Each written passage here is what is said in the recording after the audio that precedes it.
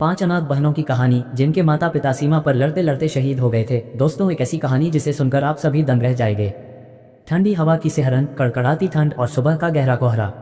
गांव के बाहर एक छोटा सा कच्चा घर था जहां 6 साल की नेहा अपनी 4 बहनों के साथ ठिठुरते हुए बैठी थी। इनके माता पिता सीमा पर शहीद हो चुके थे। पिता देश के लिए लड़ते लड़ते वीरगति को प्राप्त हुए और मां ने अपने पति की शहादत का बदला लेने के लिए हथियार उठा लिए थे। लेकिन दुश्मनों की गोली ने उन्हें भी उनसे छीन लिया। पांचों बहनें अनाथ हो गई थीं। दोस्तों, वीडियो शुरू करने से पहले आपसे एक छोटा सा निवेदन है, वीडियो को लाइक और चैनल को सब्सक्राइब जरूर करें। तो चलिए वीडियो को शुरू करते हैं। नेहा सबसे छोटी थी पर समझदार थी। उसकी बड़ी बहन पूजा बहनों की माँ और पिता दोनों बन गई थी। उनकी दिनचर्या अब कठिन संघर्षों से भरी थी। कोई सहारा नहीं था और गांव के लोग उनके चाचा की धमकियों से डरकर मदद करने से पीछे हट जाते थे। लखा चाचा ने उनके सिर से छत भी छीन ली थी, लेकिन पूजा ने हार नहीं मानी।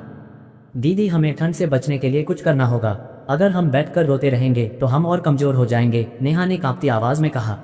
पूजा ने उसे सीने से लगाया और कहा, हमें डरने की जरूरत नहीं है। हमारे पास हमारा हौसला है। हम लड़ेंगे, खुद को साबित करेंगे। पांचों बहनों ने जंगल के एक कोने में एक पेड़ के नीचे पनाह ली। उन्होंने बांस के टुकड़ों और पत्तों से एक छोटा सा घर बनाया। ठंड से लड़ने के लिए मेहनत शुरू कर दी। सुबह से लेकर शाम तक जंगल से फल और लकड़ियां इकट्ठा करती और जो थोड़ा बहुत बचता उसे बाजार में बेच देती। इसी दौरान उनकी जिंदगी में शेरू नाम का एक कुत्ता आया। वह जंगल में भटकता हुआ उन्हें मिला। शेरू न केवल उनका साथी बना बल्कि कई बार उन्हें खतरों से भी बचाया। पूजा ने बहनों को पढ़ाना शुरू किया। वह कहती, शिक्षा ही हमारा असली हथियार है। हमारे माता पिता ने देश के लिए अपनी जान दी, अब हमारी बारी है। हमें इतना काबिल बनना है कि देश के दुश्मनों को मुंहतोड़ जवाब दे सकें। पांचों बहनों ने मेहनत और लगन से अपनी पढ़ाई पूरी की और एनसीसी में भर्ती हो गईं। वहां उनकी कड़ी मेहनत ने सबका दिल जीत लिया।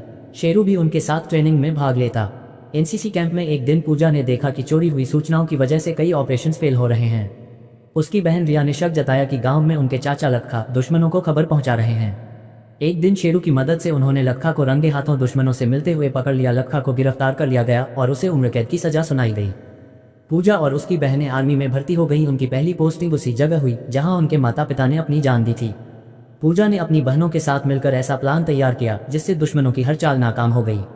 उनके साहस और योजना के कारण दुश्मनों को भगाकर बाघा पोस्ट को दोबारा देश के कब्जे में लिया गया। शेरू ने भी अपनी बहादुरी दिखाई। उसने एक दुश्मन को पकड़कर करनाल साहब की जान बचाई। उसकी इस वीरता को देखते हुए सेना ने उसे भी एक सम्मानित सैनिक का दर्जा दिया। 26 जनवरी को गणतंत्र दिवस के मौके पर पांचों बहनों को राष्ट्रपति द्वारा वीरता पुरस्कार से सम्मानित किया गया। उनके संघर्ष, समर्पण और बलिदान ने देश भर के लोगों को प्रेरित किया। वे देश की नई पीढ़ी के लिए मिसाल बन गईं।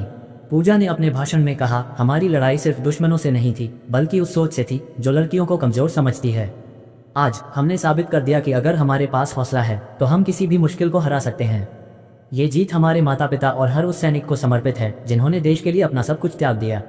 लोगों ने खड़े होकर तालियां बजाईं। नेहा सबसे छोटी बहन फहराते हुए तिरंगे को देख मुस्कुराई और बोली, आज माँ बाप होते तो गर्व करते। हमने उनका सपना पूरा कर दिया।